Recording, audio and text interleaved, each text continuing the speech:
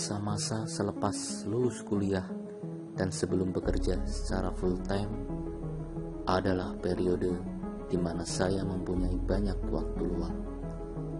Saat itu, salah satu kegiatan yang cukup saya gemari adalah naik gunung. Sebuah pilihan kegiatan yang mempertemukan kami dengan pocong kepala terpuntir di Gunung Merapi. Sebagai latar cerita, jadi keluarga besar saya cukup rutin untuk berkemah di Gunung Merapi, terutama ketika pergantian tahun. Tempat langganan kami ada di atas Dusun Kinaharjo, sebuah dusun yang mengalami cobaan sangat berat di tahun 2010. Jadi, kami sudah cukup akrab dengan suasana dan kondisi Kinaharjo, termasuk jalur pendakiannya yang paling berat.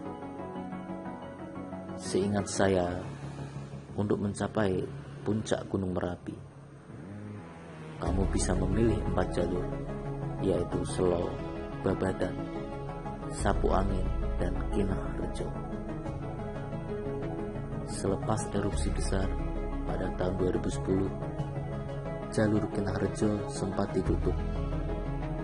Setelah tahun itu, keluarga kami sudah tidak pernah lagi berkemah di Gunung Merapi. Kisah saya dan keluarga serta kawan-kawan ketika bertemu pocong kepala terpuntir sendiri terjadi jauh sebelum 2010.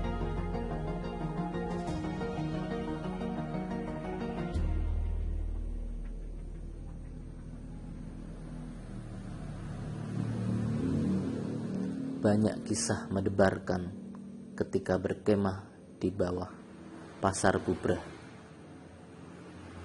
Namun, apakah kamu pernah mendengar soal keanggaran pos bayangan dari jalur Kinaharjo?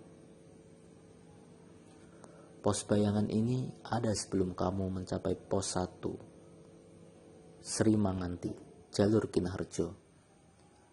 Lantaran jalur pendakiannya yang cukup berat, banyak pendaki memanfaatkan pos bayangan ini untuk mengasuh sebentar sebelum tancap gas menuju pos-pos selanjutnya. Pos ini seakan-akan ada untuk pendaki menghimpun energi. Pos bayangan sebelum pos 1 ini tidak terlalu luas. Sisi kirinya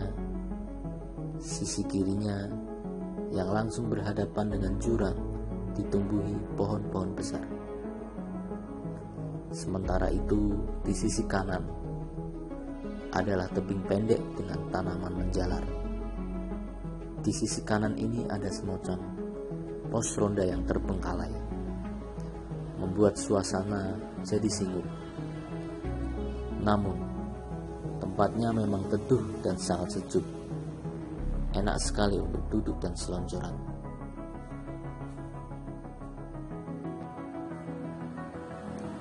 Mulai dari pos bayangan, pos 1 Sri Manganti, pos 2 Rudal, pos 3, pos 4 Mimbar, Gegerboyo, Pasar Bubrah, lalu puncak. Kami mulai berjalan ketika pagi hampir habis, mungkin sekitar pukul 10. Rombongan kami tidak banyak, hanya beberapa saudara dan kawan, ditambah satu pendaki dari Jakarta bernama Pak Bambang. Pendakian berjalan tenang dan tanpa halangan berarti. Sampai di pos bayangan, di mana pocong dengan kepala terpuntir akhirnya menampakkan diri. Kami mengasuh sekitar 5 menit. Setelah beristirahat sebentar, kami melanjutkan perjalanan. Baru beberapa langkah, Pak Bambang terdengar menyapa seseorang di sebelah kanan rombongan. Ternyata di sana berdiri almarhum Mbah Marijan sambil tersenyum. Kami sama sekali tidak sadar kalau Mbah Marijan ikut naik kalau Pak Bambang tidak menyapa beliau. Yang pasti kami merasa ditemani Mbah Marijan. Rasanya jadi lebih tenang saja. Awalnya kami merasa kejadian itu merupakan pertanda baik. Namun ternyata sebenarnya beliau memperingatkan kami, apalagi jalur Kinaharjo itu sangat menguras tenaga. Sebelum kami berangkat, saya masih ingat betul Mbah Marijan berkata, "Nanti saya susul," dalam bahasa Jawa. Sekali lagi, beliau berkata sambil tersenyum. Kami balik tersenyum dan jalan lagi. Setelah itu, perjalanan terbilang lancar. Pos 1 Sri Manganti, pos dengan gapura besar kami lewati. Beberapa waktu kemudian, kami sampai di pos 2 Rudal. Yang mengagetkan kami adalah Mbah Marijan sudah sampai di sana. Sebuah pemandangan yang tidak biasa membuat kami kagum sekaligus bikin merinding. Bagaimana bisa seorang sepuh berjalan mendahului kami sampai di pos 2? Padahal kami berangkat duluan. Akal sehat kami menyimpulkan bahwa mungkin saja ada jalur pendakian lain. Namun rasanya tidak masuk akal, karena setahu kami tidak ada jalur lain selain jalur hutan yang lebat. Kami hanya mengobrol singkat saja. Setelah itu, Mbah Marijan memberikan beberapa nasihat, terutama hati-hati ketika melangkah. Setelah itu, kami melanjutkan perjalanan.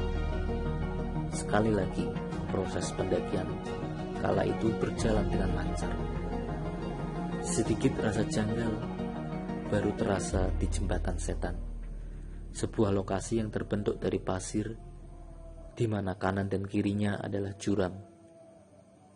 Salah satu lokasi paling berbahaya kalau mendaki dari jalur Kinaharjo, apalagi kalau malam dan turun hujan. Seingat saya, pendakian kala itu memakan waktu 6-7 jam, mengingat kami berjalan santai dan cukup sering berhenti untuk mengasuh dan merokok. Kalau perjalanan normal, mungkin sekitar 5 jam saja. Mendaki Gunung Merapi itu sejatinya tidak terlalu lama. Kalian bisa mulai dari pagi, lalu sore sudah kembali ke base camp.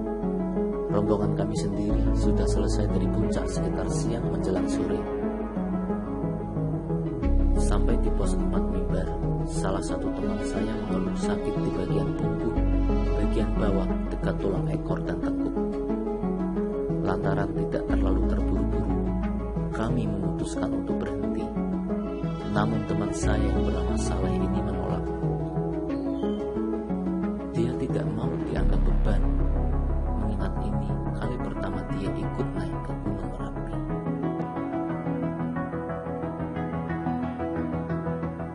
Pak Bambang,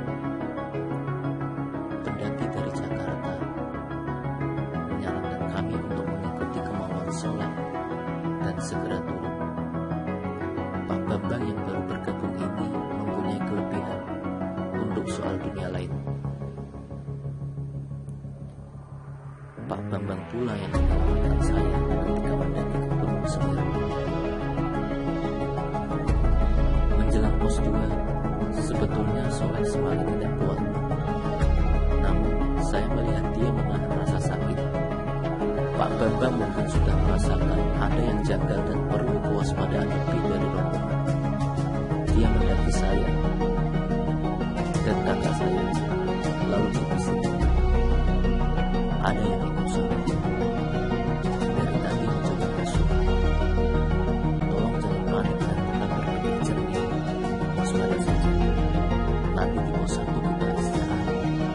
Tapi jangan bermalam di Gunung Merapi." kakak saya adalah anggota Menwa sebuah kampus, sehingga mungkin mentalnya lebih kuat. Sementara saya, yang dipesan jangan panik, malah makin kepikiran. Apalagi Pak Bambang menutup omongannya dengan sebuah pesan. Yang ikut soleh itu pocong, kepalanya terpuntir ke belakang. Sepertinya bukan asli dari Gunung Merapi. Jujur saja, saya agak sulit membayangkan. Ada pocong, kepala terpuntir, mencoba masuk ke dalam tubuh soleh. Namun saya juga tidak bisa membantah Pak Bambang, karena dia yang lebih tahu. Jalur Kenarjo, seperti yang saya jelaskan, memang cukup berat. Semakin berat di jalur turun, mengingat kita harus menahan beban. Banyak akar pohon menonjol di sepanjang jalan setapak yang menurun. Kalau tidak hati-hati, kita bisa tersandung dan jatuh di turunan. Seperti pesan Pak Bambang, kami istirahat sebentar di pos 1 Sri Menganti. Soleh sempat terbahan dan sakit di tulang ekornya reda. Namun pegal di tengkuk masih terasa dan kini dia mengeluh pusing. Nampaknya pocong itu semakin kuat mengeluarkan segala daya untuk merasuk ke tubuh Soleh. Sayangnya kami tidak bisa istirahat lebih lama. Pak Bambang menegaskan bahwa kami harus segera meninggalkan Gunung Merapi. Maka meski berjalan pelan, kami harus segera turun.